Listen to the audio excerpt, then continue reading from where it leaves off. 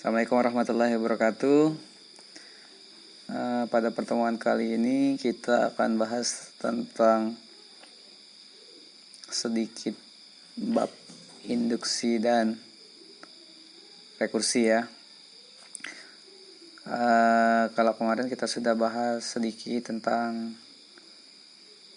logika yang kita skip, kemudian himpunan dan fungsi. Pada bab ini kita akan bahas sedikit tentang induksi dan rekursi. Nah, induksi ini awalnya dari induksi matematis. Untuk lebih jelasnya nanti bisa dipelajari, karena induksi matematis ini sebenarnya hanya melihat bagaimana sih cara berpikir sampai ke arah rekursif itu.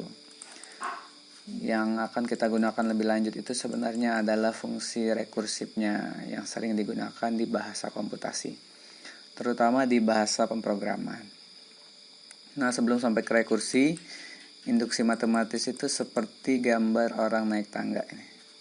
Jadi langkah-langkah pembuktian matematis dari step awal 1 sampai step yang ke K ditambah K plus 1. Nah, dalam matematika ini salah satu pembuktian yang tidak langsung ya. Ini saya lupa nih. Intinya salah satu pembuktian. Jadi dengan dua langkah ini, asumsi induksi itu akan bekerja dan membuktikan bahwa rumus atau formula yang kita pakai itu benar. Nah, ini prinsip dasar induksi. Ini juga ada di pelajaran SMA kalau tidak salah. Jadi memisalkan bilangan positif gitu ya. Nanti diambil P1-nya benar, diambil PKN, maka langkah selanjutnya harus dibuktikan benar.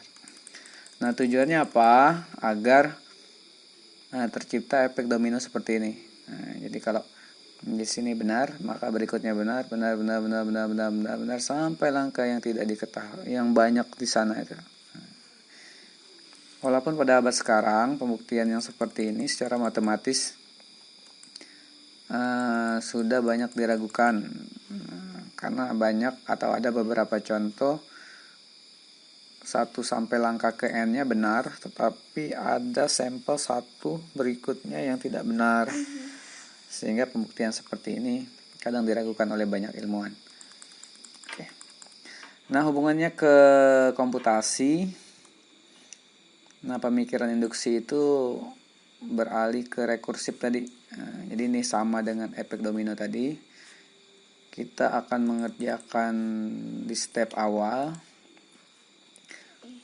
akan didapatkan langkah-langkah selanjutnya. Kalau di dalam bahasa komputasi ini biasanya seperti updatean ya.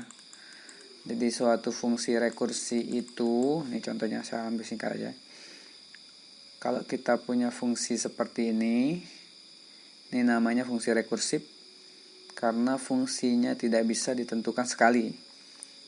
Ini artinya bahwa fungsi yang berikutnya didefinisikan oleh fungsi sebelumnya.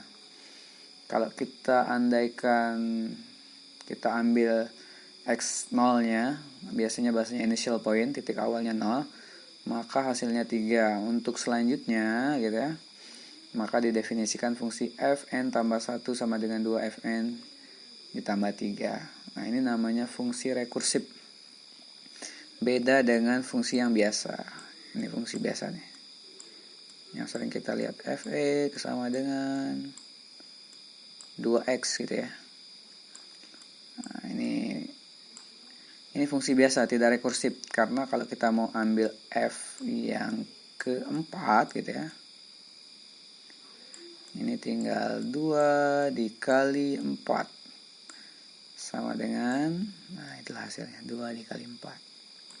Nah, tapi pada fungsi rekursif kita tidak akan menemukan f4 sebelum dicari f3, sebelum lagi kita cari f2, sebelum lagi kita temukan f1, dan f1 ini ditemukan dari f0. Artinya untuk menemukan f1 kita butuh nilai F0 karena pada saat N-nya diganti 0 gitu ya. N-nya 0 di sini ya, saya buat N-nya 0. Maka ini jadi F0 tambah 1 sama dengan 2F0. Sehingga kita dapatkan nilai F1. Nah, untuk cari F2, maka di sini agar 2 harusnya 1 ditambah 1 sehingga F-nya F1. Jadi logika sederhananya adalah untuk mencari F1 butuh F0, untuk mencari F2 butuh F1, F3 butuh F2, F4 butuh F3. Jadi dia prinsipnya iterasi nih kalau di bahasa numerik kemarin. Jadi ada pencarian berulangnya. Beda dengan fungsi yang tadi. Kita mau ambil F100 langsung, tinggal X-nya diganti 100. Tapi kalau di rekursif kita harus melewati 100 langkah. Dari F1, F2, F3, F4, F5 gitu ya, sampai 100. Nah, biasanya ini digunakan untuk bahasa program ya. Jadi kalau sudah melewati pemrograman biasanya diambil K-nya sekian, maka ada fungsinya gitu ya, fungsi terbaru. Nah, itulah fungsi rekursif. Nah, itu sedikit hubungan dengan induksi tadi. Saya tidak akan banyak tentang induksi itu, tapi kalau memang perlu dipahami ya silakan dibuka lagi. Nah, nanti coba dari contoh 1 ini, nah coba dikerjakan nanti nomor 1A ya. 1A. Aduh, ya. 1A dan B saja. 1A dan B. Oke. Ini untuk latihan. Oke, penggunaannya di situ. Jadi saya pernah baca jurnal juga, penggunaannya misalnya untuk pemindaian wajah, maka wajah-wajah database yang banyak itu akan dipilih berdasarkan banyak pengambilan wajah yang real time. Jadi wajah-wajah itu akan diindeks dari 1 sampai iterasi ke N gitu ya. Jadi dia untuk wajah berikutnya diambil dari beberapa titik wajah sebelumnya, yang sebelumnya lagi juga diambil dari sebelumnya lagi dengan perhitungan matematis. Kalau tidak salah itu tentang pembobotan antara wajah dan bukan wajah. Dia mendeteksi mana wajah dan bukan wajah. Oke, nah ini secara matematisnya. Mudah-mudahan nanti kita temukan penggunaannya di itu ya, di aplikasinya. Nah, berikutnya ini singkat ya. Saya ambil tentang teori bilangan. Nah, teori bilangan ini cukup fundamental karena banyak penggunaannya di komputasi. Jadi awalnya tadi dari discrete. Nah, discrete itu mempelajari bilangan-bilangan yang tidak pecah, tidak koma-koma, bulat gitu ya. Yang terpisah-pisah dan utuh gitu ya, discrete. Maka di sini ada yang namanya teori bilangan. Nah, yang pertama yaitu teori bilangan bulat. Nah, ini cukup sederhana. Ya, bulat itu sendiri yang didefinisikan pada discrete tadi. Nah, pada bilangan bulat ada yang namanya definisi habis membagi gitu ya. Jadi pada awal sekali ada definisi habis membagi dan tidak habis membagi. Kalau dalam bahasa Inggrisnya division ya. Ini A divides B gitu ya, membagi B. Nah, ini sebenarnya sangat sederhana. Seperti yang kita sepakati di awal bahwa ini sebenarnya mempelajari konsep-konsep awal yang sederhana yang coba kita cek aplikasinya. Nah, langsung ke sini. 4 membagi habis 12 karena 12 dibagi 4 sama dengan 3. Artinya ada bilangan bulat hasil bagi dari itu, sehingga dia membagi habis. Tetapi kalau dia hasilnya koma-koma gitu ya, 13 bagi 4 sama dengan 3,25. Nah, itu namanya tidak membagi. Nah, ini lupa nih tandanya. Harusnya seperti ini. 4 tidak membagi habis 13. Nah, dari situ munculnya yang namanya teorema Euclid. Jadi teorema Euclid ini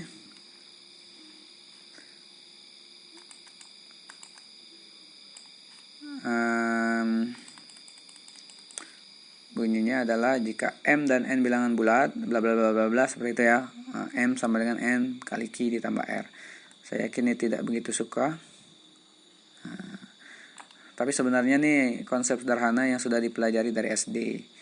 Contohnya yang di atas tadi ya. Kalau kita ambil ada 13 gitu ya, M-nya 13. Dan N-nya adalah 4. Maka 13 itu secara pembagian bersusun SD kelas 2, 13 dibagi 4 itu hasilnya 3 gitu ya, 12 gitu ya, dikurang sisa 1. Nah, sebenarnya ini inti dari teorema Euclid. Jadi 13 ini berapa kali 4 sih ditambah sisanya. Jadi 13 ini bisa kita buat menjadi 3 dikali 4. Oke. Ditambah 1. Jadi kalau lupa ya silakan dibuatkan pembagian bersusun ya. Jadi kalau anak SD kan tidak mungkin dibilang teorema Euclid. Cuma sekarang dikasih tahu bahwa pembagian bersusun itu sebenarnya adalah teorema Euclid yang ditemukan berabad-abad yang lalu. Nah, ini contohnya nih. Jadi ini dibagi biasa, ini jangan bingung. Kalau dengan kalkulator ya bagi biasa, sisanya sekian gitu ya. Jadi tinggal kita buatkan 1987. Kita buat bersusunnya bagi 97. Oh, ternyata hasilnya mendekati 20. Nah, ini saya tidak tahu nih berapa nih. Hasilnya adalah berapa nih kali 7 kali sisanya 47. Oh, berarti ini ada 1940. Sisanya adalah 47. Oke. Nah, jadi itu namanya teorema Euclid. Nah, ini nanti akan menghasilkan konsep modulo ya. Konsep modulo ini akan ada hubungannya dengan banyak perhitungan di dalam komputasi. Salah satunya tentang security, keamanan. Security. Oke. Jadi nanti untuk mengacak pesan, salah satunya untuk menjaga agar rahasia itu benar-benar akan susah, akan lama untuk dibobol ya, nanti menggunakan konsep modulo itu. Nah, ini selanjutnya adalah konsep bilangan prima. Sama, bilangan prima ini nanti juga akan dipakai merupakan syarat-syarat dari bagaimana suatu sistem itu akan terjaga keamanannya. Ini ada di bagian kriptografi. Kemudian prima ini artinya ya dia hanya punya faktor 1 dan dirinya sendiri. Jadi seperti 7. 7 ini hanya ada perkalian 1 kali 7. Tetapi 6 tidak prima karena ada 1 dikali 6. Atau 6 ini sama dengan 2 dikali 3. Jadi kalau jika ditemukan yang lain, maka ini tidak prima. Oke, bilangan prima ini akan ada hubungannya dengan justifikasi di FPB. FPB ini nanti akan hubungannya ke kunci dari sistem kriptografi. Jadi dari suatu keamanan pesan nanti dia akan secara matematisnya menggunakan konsep FPB. Jadi nanti pin-pin ATM segala macam itu bisa bekerja. Kalau di belakang algoritma matematisnya gitu ya, nanti dipasangkan atau dicari suatu prima atau relatif prima gitu ya, dimana FPB dari relatif prima itu adalah 1. Nah, berhubung dengan FPB tadi, maka di jenjang sebelumnya kita udah tahu bahwa FPB, KPK gitu ya, itu bisa dicari dengan banyak cara. Salah satunya dengan mencari faktor-faktor pengali seperti ini ya. Jadi 45 kita mau cari dengan 36 FPB-nya, ya kita buat faktor-faktor dari sini. Sehingga diambillah faktor bersama. Nah, ini konsep irisan. Sama-sama ada 1, sama-sama ada 3 gitu kan. Sama-sama ada 9. Karena faktor persekutuan terbesar. Jadi konsep himpunan tentang irisan. Atau kalau dulu nih boleh juga menggunakan pohon faktor.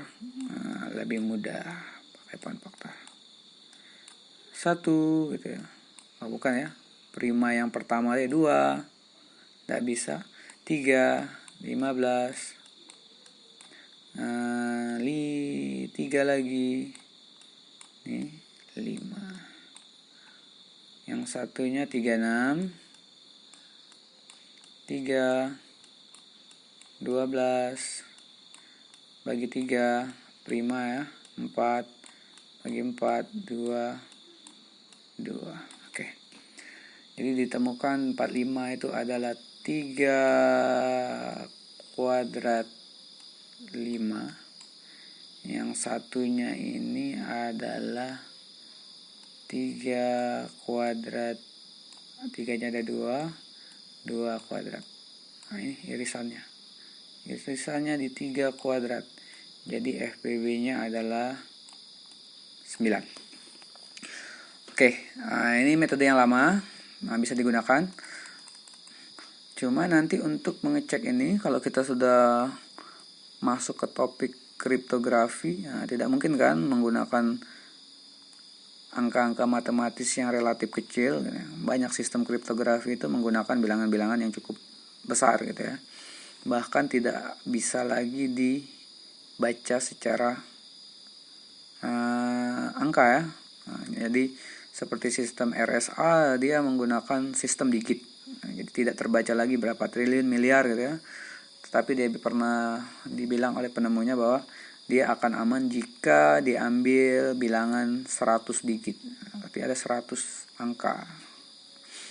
Nah, bagaimana cara mencari FPB-nya? Apakah kita akan mencari pohon faktor dari situ gitu kan? Atau kita akan menebak-nebak? Nah, itu tidak efisien. Sehingga diberilah pengembangan dari teorema Euclid tadi. Untuk KPK-nya saya lewati ya, karena jarang digunakan. Nah, gabungan dari teorema-teorema Euclid itu namanya algoritma Euclid. Salah satunya digunakan untuk mencari FPB. Nah, bagaimana cara mencarinya?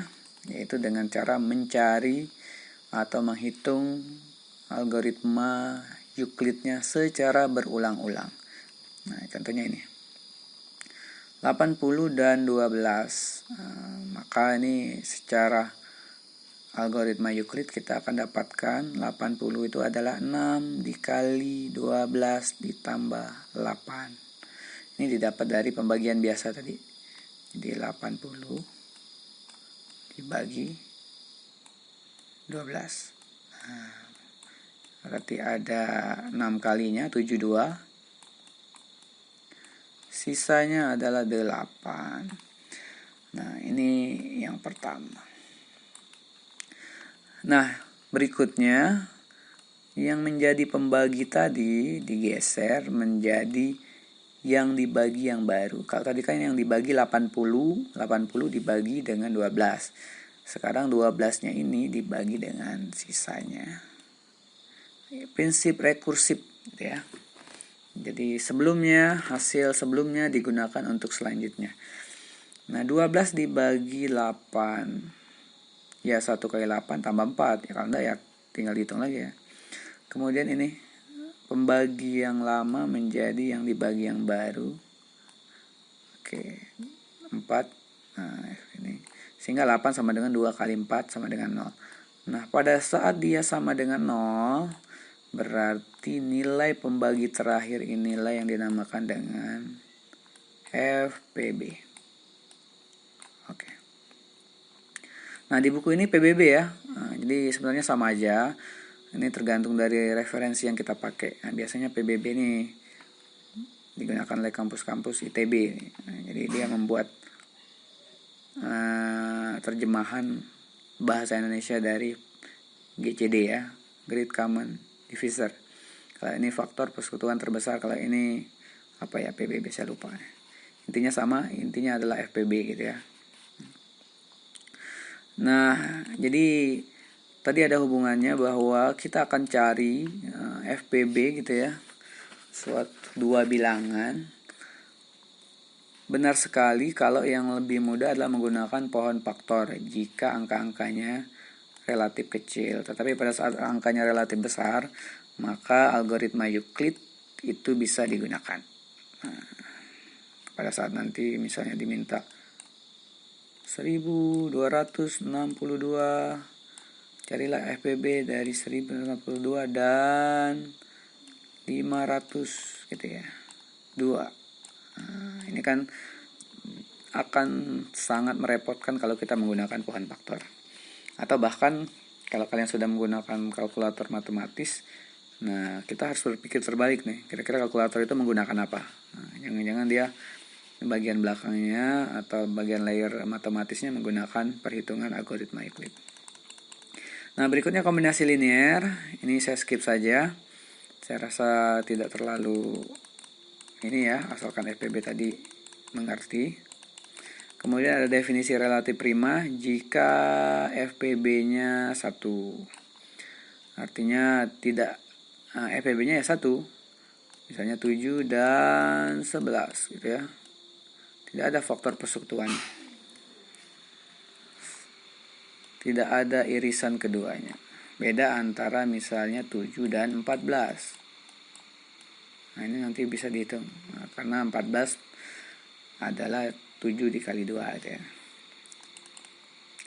Oke, ini nanti boleh dicoba. Nah, salah satu, ini saya titip nomor berapa nih?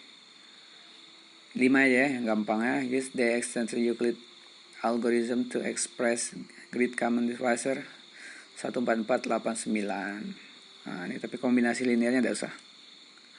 Oke, jadi ini silakan dikerjakan nanti nomor 4 dan 5. Angkanya masih kecil, gampang dicek. Oke, berikutnya.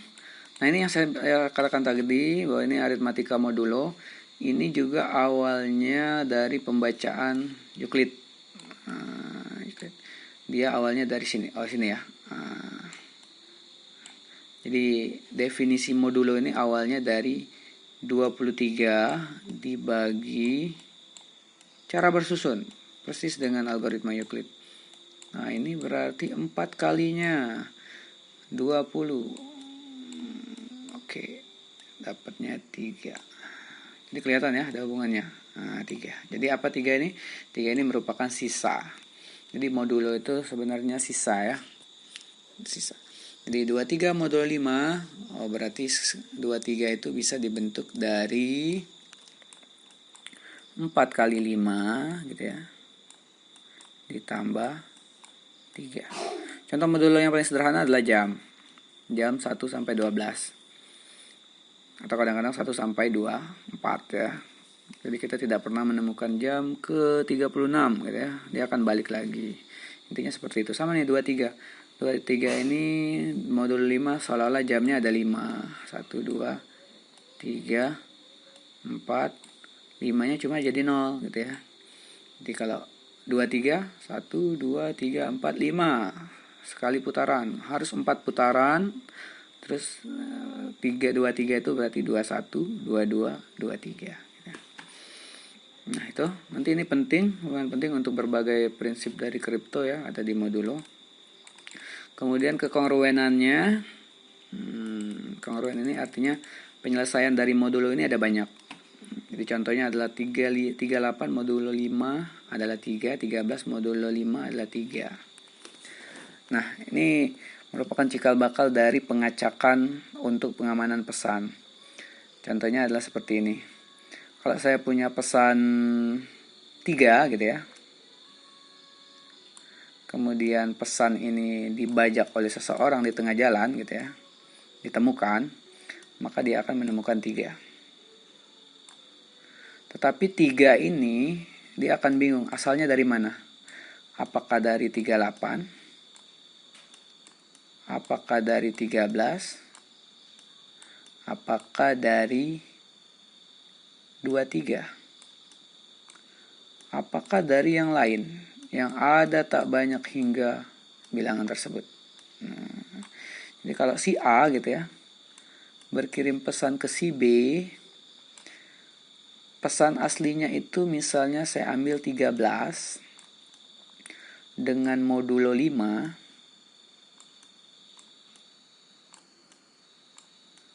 hasilnya adalah 3. Jadi kalau dalam kriptografi ini namanya plain text, pesan asli. Kalau dalam pramuka kan ini banyak ya, A, B, C, D, kemudian dirubah sandi rumput, dirubah sandi Morse, dirubah sandi apa. Nah itu sebenarnya prinsip dasar dari kripto. Ada plain text, aslinya saya mau 13, kemudian saya samarkan, saya acak agar tidak diketahui orang lain. Saya kasih dia modulo 5, hasilnya 3. Nah, 3 di sini silakan ditangkap oleh hacker atau oleh apapun gitu ya. Dan dia akan bingung untuk membalikannya karena dia bingung 3 ini pada modul 5 bisa jadi dari 38, dari 13, dari 23 atau benar-benar 3 itu sendiri.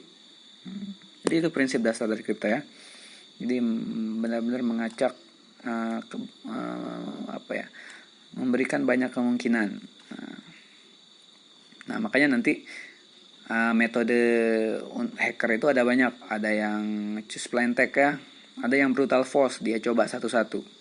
Ya sudah, dia coba 38, cocok dah, coba 13, cocok dah, coba 23 gitu ya, sampai ditemukan. Atau kadang-kadang dia menggunakan uji statistik force ya. Atau nanti dia menggunakan choose plain text. Ada plain text yang terbuka. Jadi dari plain text yang terbuka itu, dari pesan-pesan mungkin ada yang terbuka, dia bisa analisa secara matematis.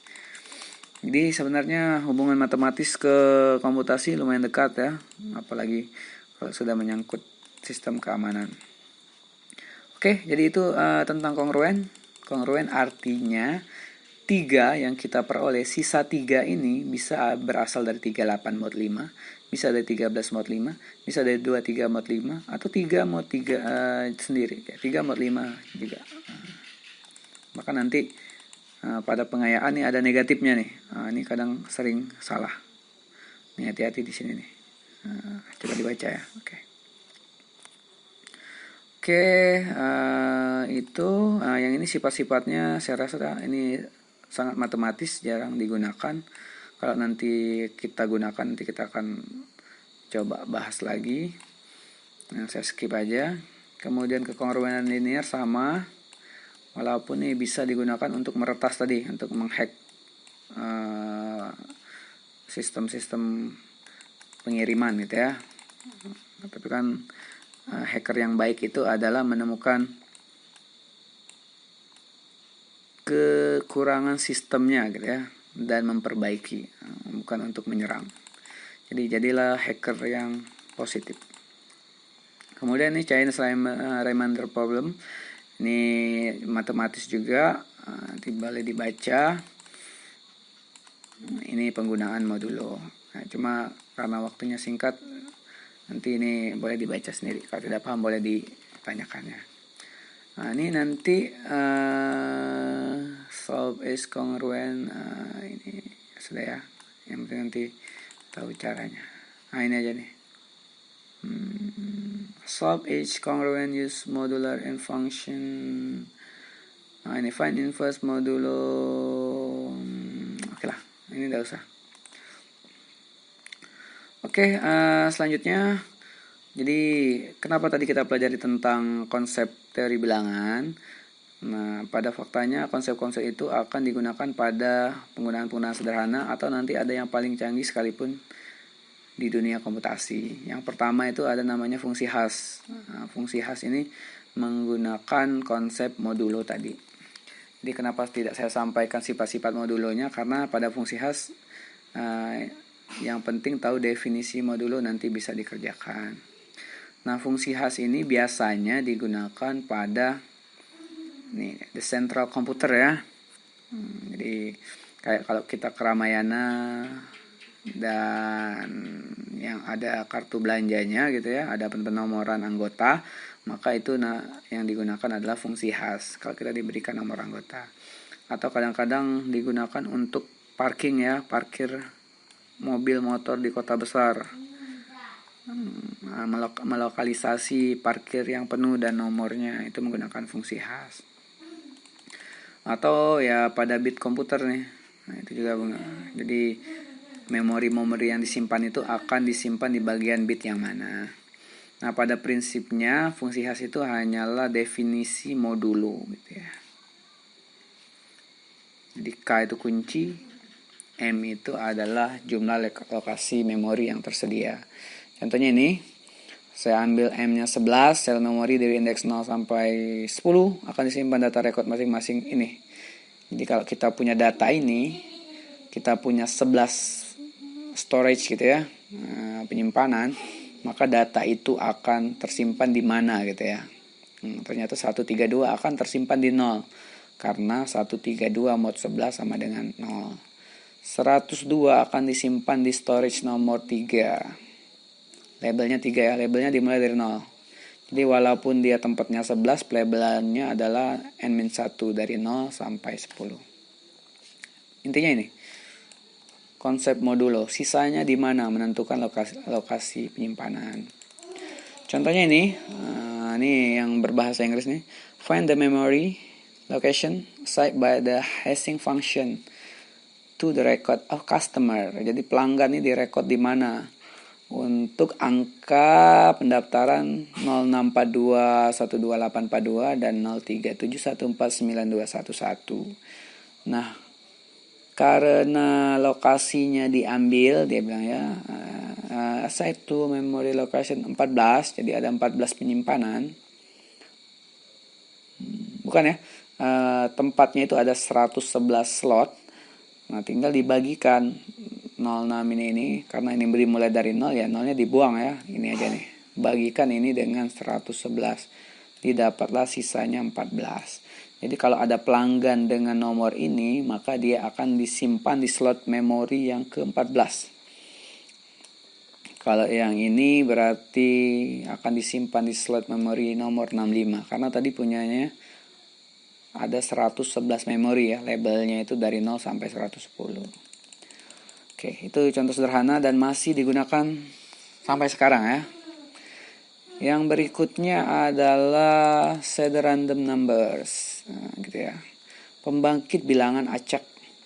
Kalau di dalam komputer kita sangat familiar, biasanya Google akan nanya gitu kan, apakah kalian robot atau bukan gitu ya, are you robot gitu ya. Kalau menjawab tidak, berarti dia akan berikan kapta.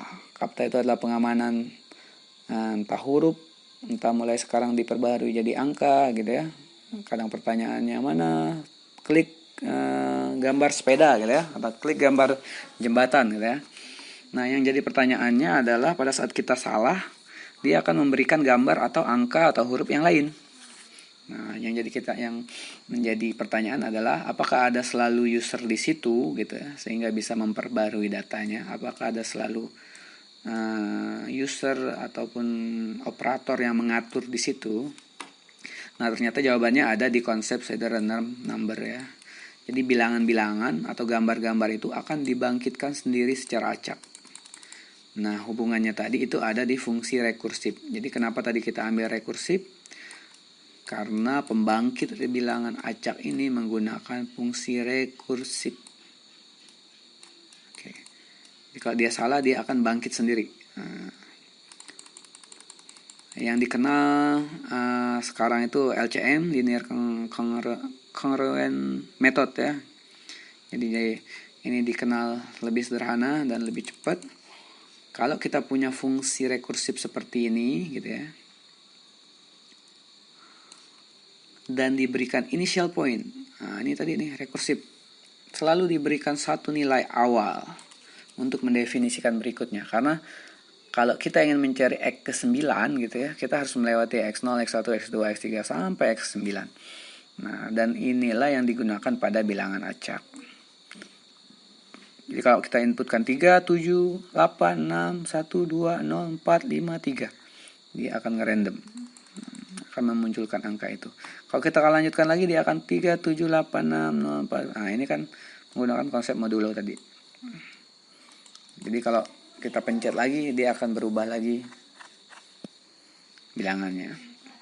Nah, ini jelas sekali penggunaannya ada pada Kapta ya. Oke. Kemudian ini satu lagi saya ambil contohnya. Dua lagi ya. Ada yang namanya Universal Product Code UPCS. Ini juga semacam produk identifier ya. Jadi mengidentifikasi produk. Dia biasanya kalau sistem Amerika seperti ini, nanti sistemnya lain juga ada lagi yang lainnya. Nah, pokoknya intinya dia menggunakan modulo dengan konsep 3131 nih.